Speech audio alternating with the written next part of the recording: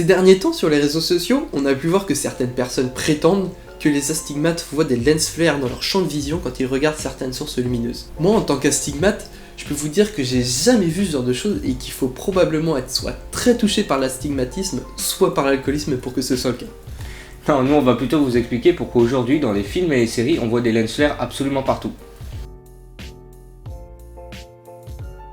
Le lens flare est un défaut de l'image causé par une diffusion parasite de la lumière. On l'aperçoit quand une source de lumière intense entre dans le champ de la caméra et touche l'objectif. Il est composé de deux éléments principaux, la lueur provenant directement de la source lumineuse et les artefacts provenant de la caméra. Ces derniers prennent donc la forme du diaphragme et peuvent aller d'une forme hexagonale au cercle selon le nombre de lamelles présentes à l'intérieur.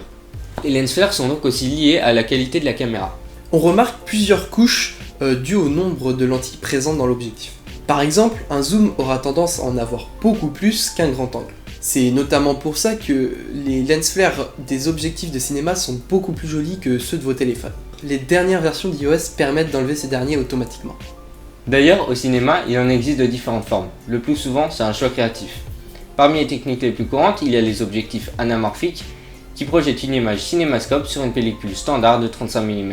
Au développement, l'image est à nouveau étirée, ce qui donne des bokeh ovales et des lens flares se dispersant à l'horizontale sur toute la longueur de l'écran, ce qui donne une esthétique assez particulière. Il y a aussi des lens flares avec des objectifs plus classiques, avec plus ou moins de lentilles pour avoir plus ou moins d'artefacts et plus ou moins de lamelles dans l'iris pour avoir des artefacts plutôt ronds ou plutôt hexagonaux. Toute une histoire de choix artistique. On peut utiliser des lens flares volontairement pour plusieurs raisons. Mais ce qu'il faut d'abord comprendre, c'est qu'avant les années 60, cet effet est banni. Il est vu comme une erreur et les directeurs de la photographie sont formés à l'éviter. Ils utilisent notamment pour ça des matbox et des drapeaux. Ce n'est que dans les années 60, notamment sous l'impulsion de Conrad Hall et Haskell Wexler, deux grands directeurs de la photographie américains, qu'on voit au fur et à mesure de plusieurs films apparaître de plus en plus de lens flares.